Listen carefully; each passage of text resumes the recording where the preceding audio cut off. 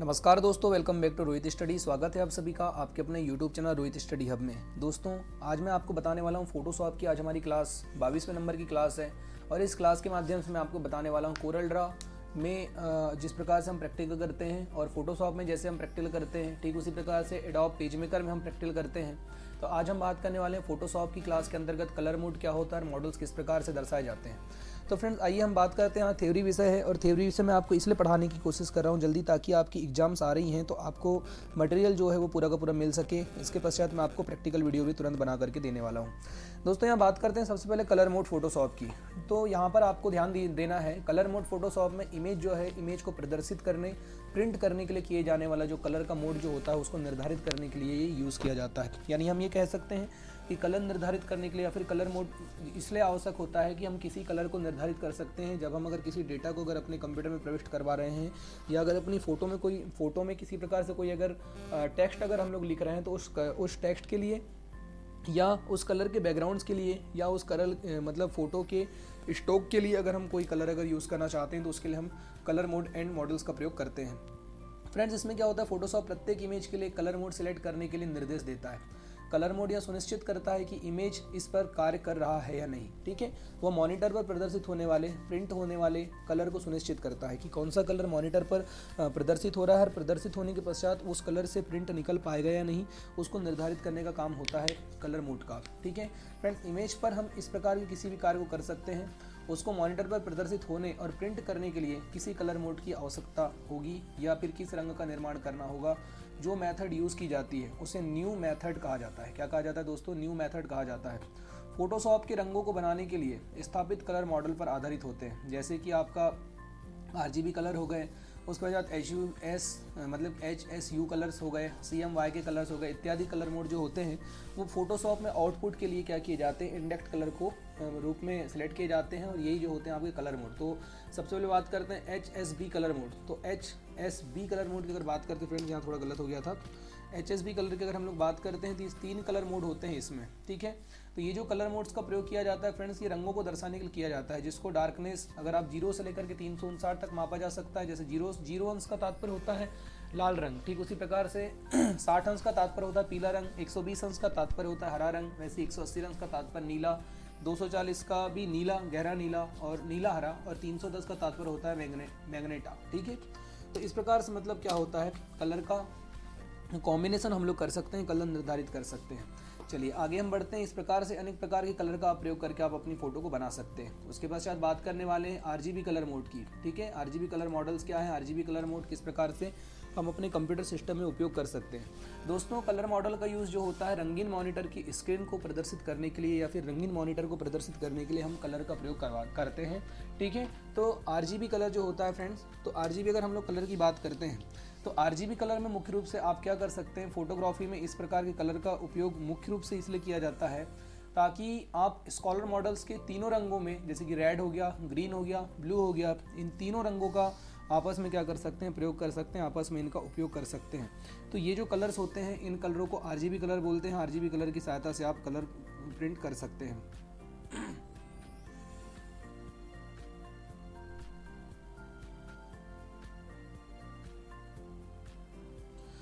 उसके पश्चात हम आगे बढ़ने वाले हैं, तो ध्यान दीजिएगा। इसमें मुख्य रूप से क्या होता है, इस मॉडल में विभिन्न रंग, इन्हीं रंगों के विभिन्न मात्राओं, जैसे कि 0 से लेकर के 255 तक का एक कैरेक्टर होता है और आप अलग अलग कैरेक्टर्स में कलर को भर सकते हैं। ठीक है, नए कैरेक्टर, अलग अलग नए कैरेक्टरों का प्रयोग करके भी आप अपने कलर को भर सकते हैं।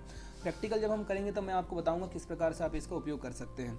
तो यहाँ पर सबसे ज़्यादा ज़रूरी ये है, अगर आप अच्छे से अगर अपना कोर्स अगर करना चाहते हैं, पढ़ाई करना चाहते हैं, तो आपको ज़्यादा बेटर तरीके से चीज़ों को समझना होगा, तभी आप किसी प्रकार से किसी चीज़ को सीख पाएंगे। दोस्तों, हमारे हाथों में हमारा हुनर होता है। ठीक है, जैसा आप करना चाहेंगे, जिस प्रकार से आप सीखेंगे उसी प्रकार से आप यहाँ चीज़ों को बताएंगे। ठीक है, चीज़ों को समझा सकते हैं। चलिए बढ़ते हैं आगे। ठीक है, तो इसमें मुख्य रूप से 255 करके आप कोई भी रंग बनाया जा सकता है। मतलब आप अगर एक कलर से दूसरा कलर, तीसरा कलर, चौथा कलर से अलग अलग कलरों का निर्माण करना चाहते हैं तो वो कलरों का भी आप क्या कर सकते हैं, निर्माण कर सकते हैं, कलरों को निर्धारण कर सकते हैं। यदि आप तीनों रंगों की मात्रा, ठीक है, अगर आप तीनों रंगों का निर्धारण अगर करना चाहते हैं, थोड़ा थोड़ा अगर तीनों रंगों को देना चाहते हैं, तो उसके लिए आप शुद्ध काले रंग का परिणाम प्रस्तुत कर सकते हैं। तो अलग अलग कलरों का प्रयोग आप RGB कलर में कर सकते हैं। CMY के कलर मोड की अगर बात करते हैं दोस्तों, तो CMY के कलर मोड के आधार पर रंगीन प्रिंटिंग की जाती है। ठीक है, रंगीन प्रिंटिंग, अगर आपको कलर्ड प्रिंटिंग अगर निकालना है, कलर्ड प्रिंटिंग अगर आप करना चाहते हैं, तो कलर्ड प्रिंटिंग के लिए मुख्य रूप से आपको क्या करना पड़ेगा, कलर्ड प्रिंटिंग के लिए CMY के कलर का उपयोग करना पड़ेगा। इसमें आपका ग्रे कलर, उसके पश्चात आप magnet yellow colour, black colour, अलग अलग प्रकार के इसमें कलर्स होते हैं। और इन कलर मॉडल में मुख्य रूप से क्या होता है, 4 रंग, तो 4 रंगों का जो प्रतिशत जो होता है वो अलग अलग प्रतिशत के हिसाब से इनको मुख्य रूप से दर्शाया जाता है। इस मॉडल में इन चारों रंगों के विभिन्न प्रतिशत की मात्रा 0 से लेकर के 100 तक की उपलब्ध होती है। इनको मिलाकर के 9 रंग बनाए जा सकते हैं। ठीक है, मुख्य रूप से कितने रंग बनाए जा सकते हैं, 9 कलर बनाए जा सकते हैं, आपको याद रखना है। तो 9 कलर का आप यहाँ पर उपयोग कर सकते हैं। ठीक है, शुद्ध काले रंग का परिणाम प्रस्तुत करता है यदि चारों रंगों की प्रतिशत मात्रा का निर्धारण करके, अगर मान लीजिए आप अगर सबका अगर निर्धारण करके कोई रंग अगर बनाया जाए तो शुद्ध सफ़ेद रंग का परिणाम प्रस्तुत होता है। ठीक है, तो आप शुद्ध सफ़ेद रंग भी अगर बनाना चाहते हैं तो CMY के कलर मोड का ही प्रयोग करके आप एकदम सफ़ेद रंग भी बना सकते हैं। अब बात करते हैं फ्रेंड्स LAB कलर मोड। ठीक है, लैब कलर मोड क्या होता है, लैब कलर मोड का प्रयोग हम किस प्रकार से करते हैं।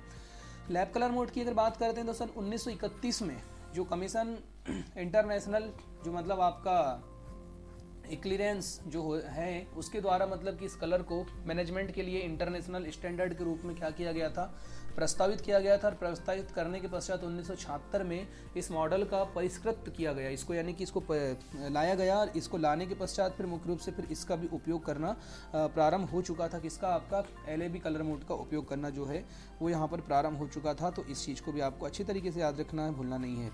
चलिए बढ़ते हैं आगे, यहाँ पर बात करेंगे तो इसको जो है आपका CLAB नाम दिया गया था इसी कारण से। ठीक है, अब हम बात करते हैं कलर मॉडल। तो ये जो कलर मॉडल में 3 कंपोनेंट्स होते हैं। ठीक है, अगर हम लोग इसकी बात करेंगे, इस कलर मॉडल की LAB कलर मॉडल्स के 3 कंपोनेंट्स होते हैं। ठीक है, मतलब लॉम्पो हैंड। ठीक है, लॉम्पो हैंड एक कलर मोड होता है। उसके बाद ब्राइटनेस वॉल्यूम इसमें होता है। फोटोशॉप में इसका मान जो होता है 0 से लेकर के 100 के मध्य में होता है। अगर आप कलर का निर्धारण करना चाहते हैं, ब्राइटनेस अगर कम या ज़्यादा करना चाहते हैं, ब्राइटनेस का निर्धारण करना चाहते हैं, तो मुख्य रूप से उसके लिए इसी कलर मोड का उपयोग किया जाता है। इसमें आप कंपोनेंट्स A का, और मतलब कि आपका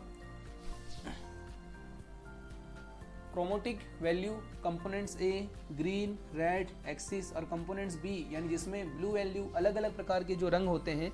तो कंपोनेंट्स A कंपोनेंट्स B का मतलब ये है कि 2 या 2 से अधिक कलर। ठीक है, यानी मान लो कंपोनेंट्स A में आपने एक कलर रख दिया है, कंपोनेंट्स B में दूसरा कलर रख दिया है, तो ऐसे अलग अलग कलरों का कॉम्बिनेशन करके आप किसी तीसरे कलर को निर्धारण कर सकते हैं। तो फोटोशॉप में एक कलर मोड में किसी अन्य कलर मोड में परिवर्तन करने के लिए आंतरिक रूप से मुख्य रूप से इसका प्रयोग किया जाता है।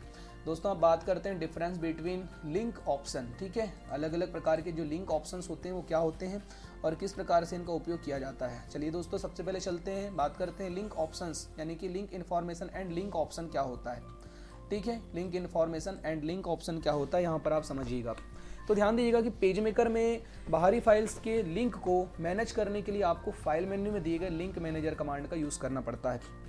अगर मान लीजिए हम चला रहे हैं वर्तमान की स्थिति में अगर पेज मेकर का अगर यूज़ कर रहे हैं आप, तो पेज मेकर में link information and link option का मतलब यही होगा कि अगर आप पेज मेकर चला रहे हैं, पेज मेकर चलाते चलाते अगर आप निर्धारित करना चाहते हैं, लिंक करना चाहते हैं उसके साथ किसी दूसरे सॉफ्टवेयर को, तो ऐसी कंडीशंस में आपको क्या करना होगा, link information and link option का प्रयोग करना होगा। इसके लिए फाइल मेन्यू में दिए हुए लिंक मैनेजर नामक जो कमांड्स होता है उस पर जाकर के आप कमांड्स का यूज़ करेंगे, या फिर कीबोर्ड की सहायता से अगर आप शिफ्ट प्लस कंट्रोल बटन दबा करके अगर डी प्रेस करते हैं, ठीक है, शिफ्ट और कंट्रोल बटन दबा करके एक साथ अगर आप डी प्रेस करते हैं तो भी ऑटोमेटिकली डायलॉग बॉक्स ओपन हो जाएगा। ठीक है, इस कमांड को क्रियान्वित ये तभी होगा जब आपके सामने पेज मेकर में अगर, ठीक है, पेज मेकर की अगर बात करते हैं तो आपके सामने अगर पेज मेकर के फाइल जो अलग नए नए जो हिस्से आते हैं, ठीक है, फाइल मतलब पेज मेकर में प्रयुक्त जो बाहरी हिस्से अगर मान लीजिए आपके हैं, तो बाहरी हिस्सों की जो जानकारी अगर आ जाए, बाहरी हिस्सों की अगर जानकारी अगर आ रही है तो ऐसे में ही आपके कमांड्स जो हैं वो प्रस्तुत होंगे। इन चीज़ को भी आपको ध्यान देना है। इस महीने में 3 हिस्से हैं, मान लो अगर किसी महीने में अगर 3 हिस्से हैं और पहले भाग में आप डॉक्यूमेंट अगर करना चाहते हैं, ठीक है, मान लो अगर आपने किसी महीने को अगर 3 भागों में अलग अलग प्रकार से बांट दिया मान लीजिए, ठीक है, किसी दिन क्रम को अगर आप अलग अलग प्रकार से बांटना चाहते हैं, किसी फाइल्स को अगर आप अलग अलग प्रकार से बांटना चाहते हैं, तो इसमें भी मुख्य रूप से 3 हिस्से हो सकते हैं। 3 हिस्से आप इसमें भी कर सकते हैं। 3 हिस्से करने के पश्चात मतलब पहले भाग में डॉक्यूमेंट आप ला लीजिए। इसके अंतर्गत उन फाइलों का आपको नाम लिखना पड़ेगा जो पेज मेकर की फाइल को प्रस्तुत करने का काम करते हैं, ठीक है। फाइल के नेम के साथ साथ आपको उसका विस्तार नाम भी देना पड़ेगा। विस्तार नाम का मतलब उसका एक्सटेंशन है, ठीक है, कि वो किस फाइल फॉर्मेट के में सेव की गई जानकारी है, ठीक है। डॉक्यूमेंट के सामने आपको काइंड नामक एक भाग में इस फाइल का प्रकार अर्थात फॉर्मेट दिया गया है, वह किस फॉर्मेट की है तथा किस सॉफ्टवेयर से संबंध रखती है। काइंड के आगे आपको पेज नामक भाग में इन पेज की क्रम संख्या को टाइप करना होगा जिससे कि इन बाहरी फाइल्स का यूज़ किया जा सके, ठीक है। अगर यदि आप किसी बाहरी फाइल के बारे में और ज़्यादा जानकारी चाहते हैं तो आप उसे क्लिक करके सिलेक्ट करें और फिर उस ऑप्शन में बने इन्फॉर्मेशन नामक बटन को क्लिक कर दें। इन्फॉर्मेशन बटन को दबाने पर क्लिक करते ही फाइल के लिंक से संबंधित जानकारी आपके सामने ओपन हो जाएगी। इसमें देख सकते हैं कि फाइल का मूल नाम क्या था और उसकी मूल लोकेशन क्या है। इस तरह से इन के बारे में, ठीक है, इनके बारे में आप क्या कर सकते हैं, इस तरह से इस बारे में आप संपूर्ण जानकारी हासिल कर सकते हैं। इस ऑप्शन को सेट करने के लिए इनमें ऑप्शन नामक बटन भी दी हुई होती है, ठीक है, जिससे आप लिंक निर्धारण करके एक ऑप्शन मेन्यू स्क्रीन पर आ जाएगा और उससे आप क्या कर सकते हैं, लिंक कर सकते हैं। स्टोरी कॉपी इन पब्लिकेशन अर्थात पेज मेकर की फाइल को आप फाइल की अलग से आप उसको प्रिंट करना चाहते हैं या फिर आप उस बनी हुई फाइल्स को ही दूसरे कंप्यूटर में यूज़ करना चाहते हैं, ठीक है। अवश्य ही आप इस ऑप्शन पर एक्टिव करें और यदि आपके कंप्यूटर में प्रिंटिंग जैसा कार्य करना हो तो इस ऑप्शन को आप निष्क्रिय करके छोड़ भी सकते हैं। तो इस प्रकार से आप लिंक करने का ये पूरा का पूरा कमांड्स होता है, लिंक आप यहाँ से कर सकते हैं, ठीक है। लिंक क्या होता है, लिंक इस प्रकार से करते हैं। अभी हम फोटोशॉप का यहाँ से जब प्रैक्टिकल करेंगे तो मैं आपको बताऊंगा। देखिए हमारे पास पेज मेकर हमने 7.0 का ट्यूटोरियल यहाँ पर डाल लिया है और आपके पास एडोब 7.0 भी मैंने यहाँ पे इंस्टॉल कर चुका है। तो अभी मैं आपको बताऊंगा कि लिंक विकल्प का प्रयोग हम किस प्रकार से करते हैं। तो चलिए मैं आपको दिखाई देता हूँ कि अगर हम फोटोशॉप पर अगर हमने क्लिक किया हुआ है और फोटोशॉप पर क्लिक करने के पश्चात हम तुरंत क्या करेंगे, यहाँ पर आगे बढ़ते हैं और आगे बढ़ने के बाद यहाँ सबसे पहले आप ये देखिए फोटोशॉप पर हम पहुँच चुके हैं। उसके पश्चात ये आपके टूल बॉक्स, कलर कलर का फंडा, उसके पश्चात नेविगेशंस, ये सब यहाँ पर हो रहे हैं ओपन, ठीक है। व्यू पर जाकर के आप यहाँ से स्ट्रोक्स वगैरह ला सकते हैं। विंडोज़ पर क्लिक करके आप यहाँ से नेविगेशन, देखिए कलर अगर लेकर के आना है तो मैंने यहाँ पर कलर का भी टूल्स ओपन करके ला लिया है, ठीक है। तो विंडोज़ पर जाकर के आप इन सारी चीज़ों को हिस्ट्री लेकर के आना है तो हिस्ट्री भी आप ला सकते हैं, तो सब दिखेगा आपको। ये आपको फाइल मेन्यू पर जाना है। फाइल मेन्यू पर जाने के पश्चात फाइल लिंक वाला विकल्प शायद पेज मेकर में रहता है। चलिए पेज मेकर में दिखा देता हूँ। पेज मेकर में भी हम चलते हैं। पेज मेकर हमारे सामने ओपन हो रहा है, ठीक है। तो ये पेज मेकर का पेज ओपन देखिए यहाँ पर हो रहा है, ठीक है। तो ट्राई कर लेते हैं।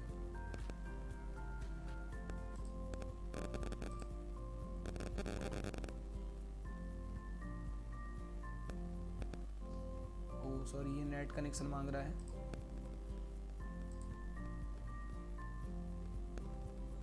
चलिए फिलहाल अभी हम इसको पढ़ लेते हैं, उसके पश्चात मैं आपको प्रैक्टिकल में बता दूंगा, ठीक है।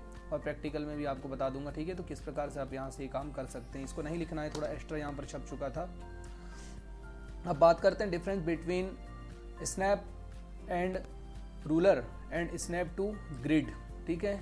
गाइड्स लाइन्स क्या होती हैं, किस प्रकार से हम इनका प्रयोग करेंगे। तो चलिए दोस्तों, यहाँ सबसे पहले हम देखने वाले हैं कि स्नैप टू रूलर क्या होता है। सबसे पहले ये देखते हैं। तो इसके बारे में हम अगर जानेंगे तो ध्यान दीजिएगा, स्नैप टू रूलर ऑप्शन के प्रयोग के लिए हमें पेज मेकर की व्यू मेन्यू में जाकर के स्नैप टू रूलर को चेक करना पड़ेगा, ठीक है। पेज मेकर पर हम लोग काम कर रहे हैं। पेज मेकर का भी कुछ प्रैक्टिकल्स आपकी 4th यूनिट में था, तो यहाँ पर मैं आपको बता देता हूँ।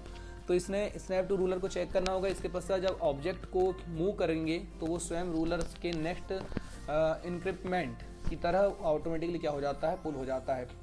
स्नैप टू गाइड्स, ये ऑप्शंस भी व्यू मेन्यू में उपलब्ध होता है। इसे एक्टिव करने के लिए हमें स्नैप टू गाइड्स को क्लिक करना होगा। इसके पश्चात हम किसी ऑब्जेक्ट को मूव करेंगे जिससे वह गाइड्स में 3 पिक्सेल्स की दूरी ऑटोमेटिकली आ जाती है, ठीक है। या फिर ऑब्जेक्ट को वो स्वयं क्या करता है, गाइड से अलग अलाइन करने का काम करता है, तो इसको भी याद रखना है। सिलेक्टिंग एंड डिसलेक्टिंग फाइल्स, ठीक है। किसी फाइल को सिलेक्ट करना और किसी फाइल को अनसिलेक्ट करना। तो पैलेट के दाईं ओर फाइल सिलेक्ट करने के लिए थंबनेल्स पर क्लिक करें और मल्टीमीडिया या फिर मल्टीपल फाइल को सिलेक्ट करने के लिए आप Shift+ क्लिक करें। Shift+ क्लिक का मतलब मैंने आपको बताया था कि एक फाइल से अगर दूसरी फाइल्स या 2 से अधिक फाइल्स को अगर एक साथ अगर सिलेक्ट आप करना चाहते हैं तो उसके लिए आप किसका प्रयोग करेंगे, शिफ्ट बटन दबाइए और अपने माउस की सहायता से आप क्लिक करते चलिए। ठीक है, वर्तमान फोल्डर में सभी फाइल सिलेक्ट करने के लिए आप पैलेट मेन्यू से सिलेक्ट ऑल चुनें और सभी फाइल डिसलेक्ट करने के लिए आप पैलेट मेन्यू से डिसलेक्ट ऑल को आपको क्या करना पड़ेगा, चुनना पड़ेगा। तो ये आपका सिलेक्टिंग और डिसलेक्टिंग का विकल्प हो जाएगा। उसके पश्चात हम बात करते हैं आपका ओपनिंग फाइल्स। अगर किसी फाइल्स को अगर आप ओपन करना चाहते हैं तो कैसे ओपन करेंगे। तो दोस्तों किसी फाइल्स को अगर आप ओपन करना चाहते हैं तो सिंपल सी प्रोसेसिंग है कि उसको आप सबसे पहले क्या करना पड़ेगा, फाइल्स को आप खोलना चाहते हैं उन्हें सबसे पहले आप क्या करेंगे, सबसे पहले देखिए फाइल सिलेक्ट करें तथा कीबोर्ड से इंटर प्रेस करें तो ऑटोमेटिकली फाइल खुल जाएगी। दूसरी विधि ये हो सकती है कि सिलेक्ट की गई फाइल पर अगर आप डबल क्लिक करते हैं तो वो फाइल भी ऑटोमेटिकली ओपन हो जाएगी। ठीक है, और या फिर अगर आप इस फाइल को आप फाइल ब्राउज़र के बाहर भी ट्रैक कर सकते हैं। ठीक है, पैलेट मेन्यू से भी आप उसको ओपन कर सकते हैं या कंट्रोल ओ दबाइए। कंट्रोल ओ दबाते ही आपके सामने ओपन नामक डायलॉग बॉक्स ओपन हो जाएगा। उस डायलॉग बॉक्स की सहायता से भी आप क्या कर सकते हैं, अपनी फाइल को ओपन कर सकते हैं। तो इस प्रकार से आप अपनी फाइलों को ओपन करने की क्या विधि है, कितने प्रकार से आप अपनी फाइलों को ओपन कर सकते हैं, यहाँ पर मैंने आपको वो चीज़ें बता दिया हूँ, तो उसको अच्छे तरीके से आपको ध्यान देना है। चलिए दोस्तों, अब हम बढ़ते हैं आगे। तो यहाँ पर आपको ध्यान देना है, नेक्स्ट विकल्प है आपका, मुख्य रूप से ध्यान दीजिएगा कि रीनेमिंग फाइल एंड फोल्डर। किसी फाइल को रीनेम करना, तो ये तो आप सभी को बनता ही होगा कि पैलेट के दाईं और फाइल के नाम के फोल्डर के ऊपर आप क्लिक करेंगे। क्लिक करने के पश्चात उसमें से आपको सबसे पहले फाइल फोल्डर को आप सिलेक्ट करेंगे। पैलेट मेन्यू से आपको क्या करना पड़ेगा, रीनेम ऑप्शन का चयन करना पड़ेगा। रीनेम ऑप्शन चयन करेंगे और आप नया नाम डाल करके कीबोर्ड से जैसे इंटर करेंगे तो आप अपनी फाइल का नेम चयन कर सकते हैं। ठीक है, उसके पश्चात बात करते हैं डिलीटिंग फाइल। तो सिंपल सा विकल्प है डिलीटिंग फाइल। अगर आपको किसी फाइल को डिलीट करना है तो आपको क्या करना पड़ेगा, ट्रैश बटन, सबसे पहले तो आप ट्रैश बटन प्रेस कीजिए, या फिर ट्रैश बटन अगर प्रेस नहीं कर रहे हैं कुल मिलाकर के तो आप अपने मोबाइल से अपने कीबोर्ड के बटन से भी आप डिलीट बटन से डिलीट कर सकते हैं, या फिर सबसे पहले आपको क्या करना पड़ेगा, अपने माउस से आप सिलेक्ट करेंगे। ठीक है, सिलेक्ट करने के पश्चात आप फाइल को ट्रेस करें, ट्रेस करने के पश्चात डिलीट बटन दबाएं। जैसे ही डिलीट हो जाएगा तो ऑटोमेटिकली डिलीट हो जाएगा, या फिर पैलेट मेन्यू से जाकर के भी आप डिलीट का चयन कर सकते हैं। ठीक है, creating new folder. New folder कैसे क्रिएट करेंगे, तो सभी को पता ही है न्यू फोल्डर बनाने की निम्नलिखित विधियाँ हैं। पैलेट मेन्यू से न्यू फोल्डर को आपको चयन करना पड़ेगा और न्यू फोल्डर बना करके आप वहाँ पर अपनी चीज़ों को रख सकते हैं। न्यू फोल्डर के अंतर्गत जा करके आप यहाँ पर अपनी चीज़ों को रख सकते हैं। ठीक है, ये यहाँ पर आप देख सकते हैं, ये हमारे पास देखिए, मैं अभी आपको लिंक मैनेजर बता रहा था, ये लिंक मैनेजर वाला विकल्प यहाँ पर ओपन हो चुका है। ठीक है, ये हमारे पास खुल चुका है, देखिए एडोब 7.0 पेज मेकर का। उसके पश्चात elements menu, utility programme, view menu. अभी थोड़ी देर बाद मैं आपको इसका प्रैक्टिकल वीडियो बना के देने वाला हूँ। प्रैक्टिकल वीडियो आप अच्छे तरीके से देख लेंगे तो आपको ज़्यादा बेटर तरीके से भी समझ में आ जाएगा।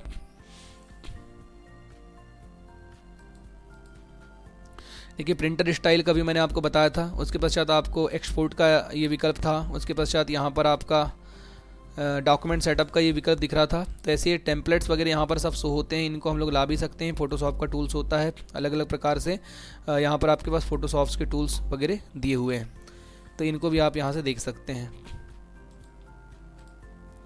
चलिए दोस्तों, अब हम बढ़ते हैं आगे। तो ध्यान देना है, सुव्यवस्थित इंटरफेस। सबसे पहले आप स्पेस से रीनेम का तो मैंने बता दिया, न्यू फोल्डर बनाने का बता दिया। Special features of Photoshop, Photoshop के कुछ फीचर्स होते हैं तो उनको आप समझ लीजिएगा। ठीक है, कि फोटोशॉप में कौन से फीचर्स होते हैं। तो पहला होता है आपका सुव्यवस्थित इंटरफेस। सबसे फर्स्ट विकल्प क्या है, सुव्यवस्थित इंटरफेस। इसका मतलब होता है कि फोटोशॉप में सुव्यवस्थित इंटरफेस के अंतर्गत सेल्फ एग्जिस्टिंग डॉक्यूमेंट विशेष कार्य के लिए वर्क स्पेस प्रेजेंट आदि विशेषता पाई जाती है। तो आप यहाँ फोटोशॉप पर भी देख सकते हैं, आपके पास पर्याप्त स्पेसिंग यहाँ पर आप जगह है, और आप किसी भी जो आपके पास दिए हुए किसी भी प्रकार से ये जो पैलेट्स हैं, छोटे छोटे जो टूल बॉक्स हैं, इनको आप कहीं पर भी आप एडजस्ट करके रखना चाहते हैं तो आप देखिए इनको यहाँ पर एडजस्ट कर सकते हैं। जिधर आप इनको एडजस्ट करना चाहेंगे उसी दिशा में एडजस्ट हो जाएंगे। तो ये सब काम करने की हमको सुविधाएं दी हुई होती है किसमें, आपके एडोब फोटोशॉप में। ठीक है, ये इसकी विशेषताएं हो गई। दूसरा हो गया आपका जूमिफाई। ठीक है, जूमिफाई रिपोर्ट का मतलब होता है फोटोशॉप में फुल मतलब कि रिजर्वेशन वाली इमेज को आप जुड़ी फाइल्स, ठीक है, या फिर आप अगर फॉर्मेट में एक्सपोर्ट करना चाहते हैं। जूमिफाई रिपोर्ट का मतलब अगर आप उसको बड़ा करके लेकर के आना चाहते हैं, या फिर अगर आप उसके साइज को छोटा करके लेकर के आना चाहते हैं, तो आप इन साइजों की सहायता से उसको क्या कर सकते हैं, लेकर के आ सकते हैं, अपने सिस्टम पर उनको जमा सकते हैं। ठीक है, इसे इंटरनेट पर प्रदर्शित किया जा सकता है, ईमेल के माध्यम से भी आप उसको भेज सकते हैं। ठीक है, अब बात करते हैं दोस्तों Adobe Bridge with strokes and filters. ठीक है, तो फोटोशॉप के साथ संबंध जो एडोब्रिज का प्रयोग करके भी आप नए लुक, टूल्स, फिल्टर, स्टेट का भी यूज़ करके अपनी इमेज को आप व्यवस्थित कर सकते हैं। अगर आपको नए स्टाइल से कोई इमेज बनाना है, कोई नया लुक देना है, तो आप उसके लिए ये विशेषता होती है, तो उसका आप चयन कर सकते हैं। उसके पश्चात होता है बेटर प्रिंटिंग। बेटर प्रिंटिंग का मतलब होता है कि फोटोशॉप में प्रिंटिंग के लिए कलर मैनेजमेंट्स में बेटर आपको मैनेजमेंट यहाँ पर देखने के लिए मिलेगा और अच्छे तरीके से आप कलर का प्रयोग करके भी प्रिंट निकाल सकते हैं, प्रिंट आउट प्राप्त कर सकते हैं। उसके पश्चात एडोब डिवाइस सेंटर। ठीक है, सेंट्रल, तो फोटोशॉप के साथ संबंध इस सुविधा के प्रयोग से हम फोटोशॉप में क्रिएट की गई इमेज का प्रदर्शन मोबाइल फ़ोन अथवा अन्य मोबाइल डिवाइस कैसा होगा ये हम लोग जान सकते हैं। स्मार्ट, उसके बाद स्मार्ट इसका वर्क जो होता है तो कर्व जो है उसमें ध्यान दीजिएगा, कर्वे, तो ये फोटोशॉप में स्मार्ट फीचर जोड़ा गया है। इसके साथ इमेज को बढ़ाने पर हमारी इमेज में डेटा को संरक्षित करते हैं, जिससे किसी भी समय आप उसमें रिप्लेस कर सकते हैं और उसको एडिट कर सकते हैं। ये विशेषताएं जो है इसमें पाई जाती है, किसमें, आपके स्मार्ट जो सुविधा दी हुई है उसके पश्चात बेहतर फीचर्स की एक सुविधा दी हुई है, जिसके अंतर्गत आप फोटोशॉप में कलर क्रिएशन जोड़ सकते हैं। प्रेजेंट का प्रयोग करके आप उसमें कर्व का ऑटोमेटिक एडजस्टमेंट भी कर सकते हैं। ठीक है, उसमें मुख्य रूप से जो है ऑटोमेटिक एडजस्टमेंट जो होता है, ऑटोमेटिक एडजस्टमेंट कर सकते हैं। और हम अपने प्रेजेंट किए गए या फिर क्रिएट किए गए जो आपका जो डॉक्यूमेंट है, जिस डॉक्यूमेंट का आपने निर्माण किया है, उस डॉक्यूमेंट को भी आप अगर कंबाइन करके जोड़ना चाहते हैं तो आप जोड़ सकते हैं। उसके बाद होता है दोस्तों रिजोल्यूशन। ठीक है, रिजोल्यूशन क्या होता है, ध्यान दीजिएगा। रिजोल्यूशन जो होता है एक ईमेल कल से मतलब मिलकर बनी होती है। ठीक है, अगर हम लोग ईमेल की अगर बात करते हैं तो एक ईमेल जो होती है वो अनेक मेल से मिलकर के बनी हुई रहती है। ठीक है, और पिक्सेल, ठीक है, अगर हम लोग बात करते हैं, ये आपका इमेज नहीं होगा, ये मतलब ये है आपका इमेज पिक्सेल से मिलकर के बनी होती है। ठीक है, इमेज क्या से मिलकर के बनी होती है, तो पिक्सेल से मिलकर के आपकी बनती है इमेज, और पिक्सेल से मिलकर बनी होती है इमेज। तो ए पिक्सेल में एक दूसरे इस प्रकार से जुड़े होते हैं जैसे कि छोटी छोटी मतलब आपका टाइल, ठीक है, या फिर हम कह सकते हैं कि छोटे छोटे डॉट डॉट डॉट डॉट जो हैं एक साथ लगा दिए गए हों। पिक्सल विभिन्न 16 मिलियंस कलर के होते हैं, अलग अलग कलर्स के वहाँ पर पिक्सेल्स होते हैं। इमेज को रिजोल्यूशन प्रति रेखा इंच में पिक्सल की संख्या को दर्शाता है। जैसे कि यदि किसी इमेज को रिजोल्यूशन 72 ppi है तो इससे तात्पर्य है कि एक वर्ग इंच यानी इमेज के 1 वर्ग इंच में 72 गुणित 72 यानी कि 5184 पिक्सल उसमें होंगे। यानी जितना आप रिजोल्यूशन उसमें सेट करेंगे उतना रिजोल्यूशन में आपका डेटा होगा। तो वो डेटा को सेट करने के लिए भी आपको ध्यान देना है कि किस रिजोल्यूशन में आप कौन सा डेटा को सेट कर सकते हैं, किस रिजोल्यूशन में आप किस डेटा को रख सकते हैं, डेटा सेट करेंगे। जितना रिजोल्यूशन, जितना लंबाई और चौड़ाई में आप डेटा को सेट करेंगे तो उनमें उतना ही पिक्सल की मात्रा जाकर के स्टोर होती है, पिक्सल उतने ही उसमें स्टोर हो जाते हैं। ठीक है, तो एक इमेज पर दर्शाने के लिए आप पिक्सेल्स का प्रयोग कर सकते हैं। इमेज पर भी संख्या स्थित होती है, अतः जब किसी इमेज के आकार को कम किया जाता है तो रिजल्ट अधिक होता है, और जब बढ़ाया जाता है तो उसके साथ रिजोल्यूशन कम होता है। ठीक है, तो अगर आप क्या करेंगे, आकार को अगर कम करेंगे तो वो क्या हो जाएगा, अधिक हो जाएगा। ठीक है, और जब बढ़ाया जाता है तो उसका रिजोल्यूशन क्या होता है, कम होता है। किसी इमेज का हाई प्रिंटिंग रिजर्वेशन इमेज को अधिकार या फिर अधिकतर क्लियर से या फिर क्लियर रूप में प्रिंट करने के लिए मुख्य रूप से उपयोग होता है, जिसमें जितने ज़्यादा पिक्सल होंगे, मान लो अगर आप जिस प्रिंटर से भी अगर आप प्रिंट करें तो जिस प्रिंटर में, या हम ये कह सकते हैं कि आप अगर जब भी अगर कोई इमेज अगर तैयार करते हैं तो जिस इमेज में जितने ज़्यादा पिक्सल होंगे तो उतने ही अच्छे तरीके से वो इमेज क्या होती है, प्रिंट होगी। ठीक है, और जितने अधिक पिक्सल होंगे उतना ही उसका क्या होगा, रिजोल्यूशन साइज भी बड़ा होगा। ठीक है, अब बात करते हैं इमेज के प्रिंटिंग रिजोल्यूशन में परिवर्तन करने के लिए एडोब फोटोशॉप के इमेज मेन्यू में इमेज साइज ऑप्शन को सिलेक्ट करने पर प्रदर्शित होने वाले इमेज साइज डायलॉग बॉक्स में रेबल इमेज चेक बॉक्स को ऑन करके रिक्त स्थान पर वहां पर रख दिया जाता है, और उसमें रिजोल्यूशन टेक्स्ट बॉक्स में आपको जो भी रिजोल्यूशन अगर डालना है तो आप उस रिजोल्यूशन को वहां से आप सिलेक्ट कर सकते हैं। मान लीजिए हम यहाँ फोटोशॉप पर काम कर रहे हैं और अगर हमने यहाँ पर कोई अगर फोटो लिया तो मान लो देखिए यहाँ पर हम क्या करेंगे, न्यू पर क्लिक करते हैं, न्यू पेज का डायलॉग बॉक्स ओपन हो गया। तो देखेंगे ये हमारे पास रिजोल्यूशन का पेज ओपन है कि यहाँ पर देखिए कितना रिजोल्यूशन आप रखना चाहते हैं। चलिए मैं इसको अगर आपको जूम करके अगर आप दिखाना चाहूँगा तो देख सकते हैं यहाँ पर आपके सामने ये देखिए, ये आपके पास दिख रहा है रिजोल्यूशन साइज कि कितने रिजोल्यूशन में आप यहाँ पर साइज को रखना चाहते हैं। यहाँ से पेज होते हैं, जिस पेज को आप रखें, जैसे मैं अगर 6x2 इसका पेज लूँगा तो ये देखिए इसका रिजोल्यूशन है 300 पिक्सल प्रति इंच। तो पिक्सल प्रति सेंटीमीटर भी आप कर सकते हैं तो 118 दिखेगा, लेकिन पिक्सल प्रति इंच अगर आप करेंगे तो देखिए आपको यहाँ पर रिजोल्यूशन का साइज दिख रहा है। तो इस प्रकार से आप यहाँ पर इसको देख सकते हैं, रिजोल्यूशन के साइज को आप यहाँ से एक्टिव कर सकते हैं। रिजोल्यूशन का साइज क्या होता है देख लीजिएगा। उसके पश्चात दोस्तों आगे बढ़ते हैं। ठीक है, ओपनिंग इमेज, किसी इमेज को ओपन कैसे करेंगे। किसी इमेज को ओपन करने की मुख्य रूप से प्रोसेसिंग क्या है तो मैंने आपको बता ही दिया है। इमेज ओपन करने के लिए प्रोसेसिंग है एडोब फोटोशॉप में। किसी इमेज को खोलने के लिए आप फाइल मेन्यू पर ओपन ऑप्शन पर क्लिक करेंगे या फिर फाइल मेन्यू के ब्राउजर ऑप्शन पर क्लिक करके फाइल मेन्यू को ओपन करें, और या फिर ऐसा भी नहीं करना है तो आप क्या करेंगे Ctrl+O प्रेस कर सकते हैं। ठीक है, और वहाँ से आप फाइल को ले सकते हैं। ठीक है, इस प्रकार से आप अपने फाइल को ओपन कर सकते हैं। जरूरी नहीं कि मैंने यहाँ पर जो लिखा हुआ है उसी को आपको लिखना है, आप अपने दिमाग से भी लिख सकते हैं। कि सबसे पहले हम लोग किसी फाइल्स को ओपन करने के लिए एडोब फोटोशॉप पर जाते हैं। उसके पश्चात यहाँ पर ये तो हमारा न्यू पेज बन चुका है। यहाँ पर सबसे पहले हम क्या करते हैं, अपने फाइल्स पर जाकर के ओपन बटन पर क्लिक करते हैं, जिससे हमारे सामने ओपन डायलॉग बॉक्स ये देखिए ओपन हो जाएगा। इसमें से हमको जिस इमेज को अगर ओपन करना है तो मैं उसी इमेज को क्लिक करके जैसे ओपन पर क्लिक करूँगा तो वो इमेज मेरे सामने यहाँ पर आ चुकी है। उसके पश्चात इस इमेज को मैं क्या करना चाहता हूँ, अगर यहाँ लेना है तो हमें क्या करेंगे, इसको पकड़ करके हम ड्रैग करके यहाँ खींचेंगे तो इमेज यहाँ पर आ जाएगा। इस भाग को कट कर देंगे, इसको हम लोग बड़ा कर लेते हैं, और यहाँ पर आप इसको जहाँ से सेट करना चाहेंगे उस इमेज को यहाँ पर उस भाग में इस प्रकार से सेट करना चाहें तो आप यहाँ पर सेट करके इसको अप्लाई कर सकते हैं।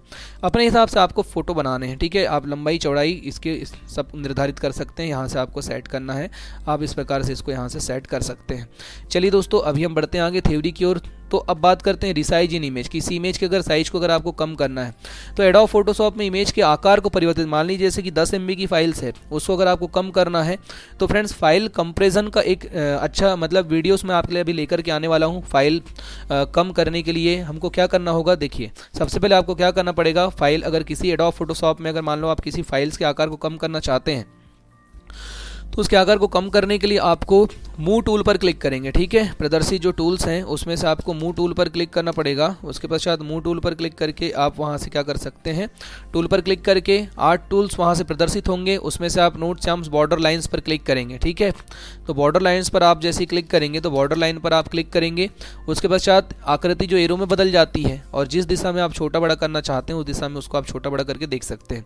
लेकिन रिसाइज इन इमेज, इमेज की साइज कम करना, तो इसकी एक अलग प्रोसेसिंग है। चलिए मैं आपको यहाँ पे बता देता हूँ। किसी इमेज की साइज को अगर कम करना है तो मान लो मैं अगर इसको अब सेव करना चाहता हूँ तो ये आ गया सेव, इसको अप्लाई मैं कर देता हूँ। अब सेव करने की बारी आ रही है तो देखेंगे ये हमको सेव करने बोल रहा है तो मैं इसको सेव करता हूँ। ठीक है, तो ये इमेज हमारे पास हो गई सेव। लेकिन इसमें यहाँ पर जो है, एक minute, automatic place print option, save as करके देखते हैं। सेव एज करेंगे, डेस्कटॉप पर क्लिक करते हैं। डेस्कटॉप पर जाने के पश्चात हम इसको जेपीजी फॉर्मेट में सेव करना चाहते हैं। जेपीजी फॉर्मेट लिया हमने। उसके पश्चात सेव करेंगे, सबसे पहले सॉरी ओपन मैंने कर दिया था, इसको सेव एज करना है। सेव एज पर क्लिक करेंगे। उसके पश्चात हम इसको जेपीजी फाइल फॉर्मेट में सेव करेंगे। जेपीजी फाइल हमने क्लिक किया है, सेव पर क्लिक करते हैं, ओके पर क्लिक करते हैं। देखिए यहाँ पर इसका रिजोल्यूशन ऑटोमेटिकली ओपन हो गया है। अब आप इसको कितनी फाइल्स में, स्मॉल फाइल में सेव करना चाहते हैं या फिर लॉन्ग फाइल में सेव करना चाहते हैं, आप यहाँ से सेव कर सकते हैं। देखिए इसका यहाँ पे लो, मीडियम, हाई, मैक्सिमम यहाँ पर इसका रिजोल्यूशन आपको दिखा रहा है।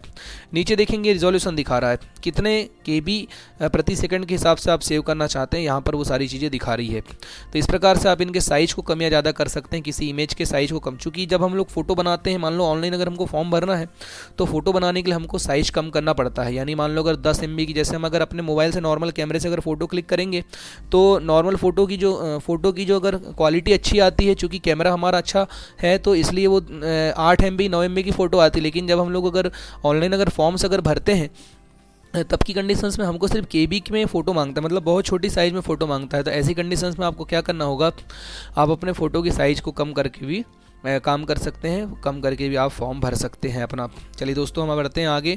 कॉपी इमेज, किसी इमेज को कॉपी करने की प्रोसेस क्या है। ठीक है, क्रॉपिंग करने की प्रोसेसिंग क्या है, तो किसी इमेज को अनावश्यक भाग को हटा देना ही इमेज को ख़राब करना कहलाता है, यानी इमेज को क्रॉप करना कहलाता है। एडोब फोटोशॉप में मार्केट टूल्स, ठीक है, आपके पास जो फोटोशॉप में जो टूल्स दिए हुए हैं उस टूल्स में से इमेज का वांछित भाग सिलेक्ट करके आप इमेज मेन्यू पर जाकर के उसको क्रॉपिंग टूल की सहायता से काट सकते हैं। तो आपको अगर क्रॉपिंग करना है तो आप यहाँ फोटोशॉप पर अगर है, मान लो इस फोटो क्रॉपिंग करना है तो क्रॉपिंग टूल पर आइए, क्रॉपिंग टूल पर आकर के मैं इसको यहाँ से ड्रैग करके खींच दूंगा। आप देख सकते हैं इतना भाग यहाँ से मैं जैसे अब इंटर करूँगा तो कट जाएगा, ये भाग कट चुका। तो इस प्रकार से आप इमेज को क्या कर सकते हैं, कटिंग कर सकते हैं। तो क्रॉपिंग टूल की सहायता से आप क्रॉप कर सकते हैं। दोस्तों बढ़ते हैं हम आगे, यहाँ पर हम ध्यान दीजिएगा।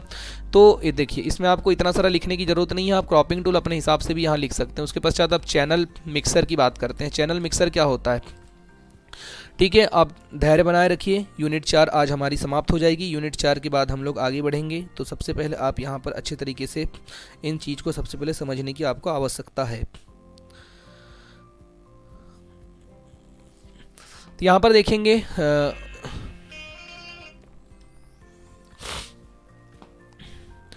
चैनल मिक्सर, इमेज को सिलेक्ट किए गए भाग में कलर चैनल को मिला करके आपस में सुधार करने हेतु एडोब फोटोशॉप में menu adjustments options mouse pointer लाते ही प्रदर्शित होने वाले चैनल मिक्सर ऑप्शंस यहां पर ओपन हो जाते हैं। ऊपर डायलॉग बॉक्स में से आप चैनल लिस्ट बॉक्स में से डाउन एरो पर क्लिक करके भी चैनल की सूची प्रदर्शित करके आप अपने फोटो के कुल मिलाकर के चैनल को चुन सकते हैं और वांछित मान टाइप करके मिक्सिंग कर सकते हैं। मान लो मैं इससे चैनल मिक्सर करना मतलब किसी चीज़ को आप मिक्सिंग करना, जैसे मैं अगर कलर मिक्सिंग करना चाहता हूँ इस फोटो पर, तो यहाँ पर मैं Ctrl+M दबाऊंगा।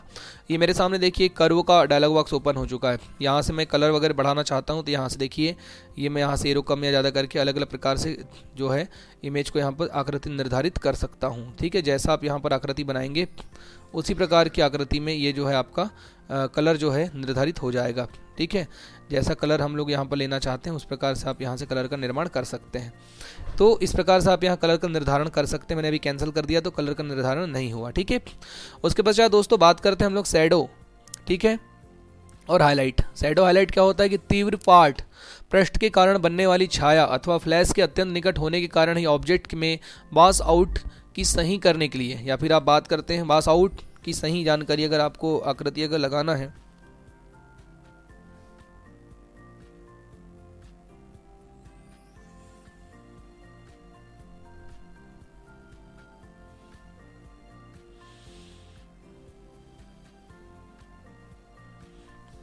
तो अगर आप लगाना चाहते हैं, अगर मान लीजिए सही तरीके से एडोब फोटोशॉप में इमेज मेन्यू में जाकर के आप एडजस्टमेंट पर क्लिक करेंगे और आप सेंड ओवर हाइलाइट्स पर क्लिक करते हैं। इस ऑप्शंस का प्रयोग करने से इमेज के हल्के व गहरे भाग जो हैं वो समान नहीं होते, बल्कि हाईलाइट के निकटवर्ती स्थान पर जो है पिक्सल के आधार पर उनको गहरा हल्का किया जा सकता है। ठीक है, अगर ऑप्शंस पर जाकर के अगर उनको अगर सेट करना चाहते हैं, सेट करके अगर आप उनको लगाना चाहते हैं तो आप उनका वहाँ से प्रयोग कर सकते हैं। ठीक है, उनको चयन करके भी आप वहाँ से लगा सकते हैं।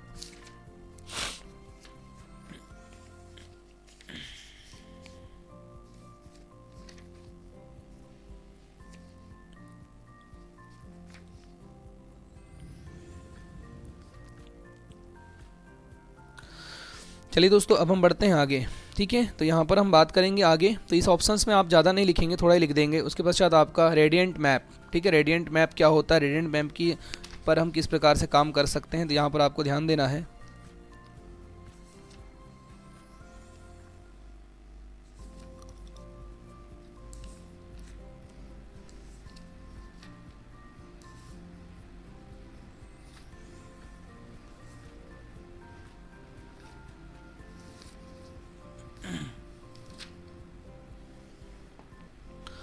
रेडियंट टूल होता है इमेज के सिलेक्ट किए गए भाग को अगर आप निर्धारित करना चाहते हैं, कलर अगर भरना चाहते हैं, ग्रे स्केल कलर भरना चाहते हैं, कलर के बराबर अगर आप उनको दर्शाना चाहते हैं, तो फोटोशॉप में इमेज मेन्यू में आपको एडजस्टमेंट ऑप्शन पर माउस पॉइंटर ला करके उसके सब मेन्यू के रूप में आप उसको चयन कर सकते हैं। ठीक है, सब मेन्यू में जा करके मेन्यू में आपको क्या करना पड़ेगा, सब मेन्यू में जाएंगे और इसका यूज़ करके आप मॉनिटर स्क्रीन पर प्रदर्शित होने वाले डायलॉग बॉक्स में से लिस्ट बॉक्स पर क्लिक करते हैं, जिससे हमें विभिन्न प्रकार के रेडियंट मैप की सूची दिखाई देती है। इसके अनुसार आप अपने रेडियंट फील की दशा को दर्शा सकते हैं, दशा का चयन कर सकते हैं।